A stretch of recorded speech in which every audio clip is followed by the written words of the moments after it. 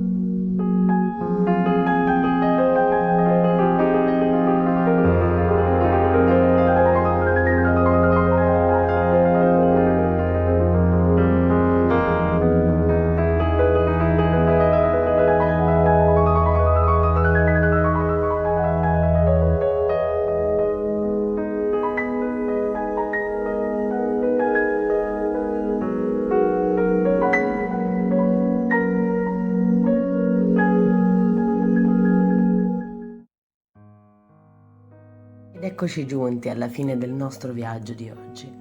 L'ultima cosa che voglio raccontarvi è come è nata l'ispirazione per questo progetto.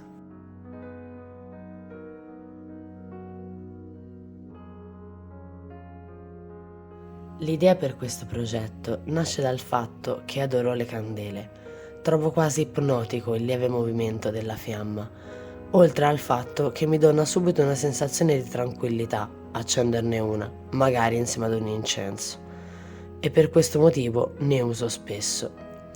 Quindi ho pensato di provare a realizzarle, utilizzando sia gli scarti di alcune candele finite, sia utilizzando questa cera di soia che ho trovato online e utilizzando gli stampi che avevo già in casa, quelli che normalmente utilizzo per la resina.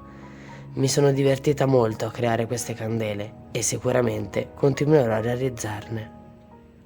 Spero che questo viaggio nella creatività vi sia piaciuto. Vi aspetto nel prossimo video e se volete continuare a viaggiare insieme a me in questo fantastico mondo, non perdetevi gli altri video e iscrivetevi al canale se non l'avete ancora fatto. E se volete fare due chiacchiere con me, vi lascio il link del gruppo Telegram del mondo delle fate che ho creato apposta per noi. Ci vediamo nel prossimo viaggio.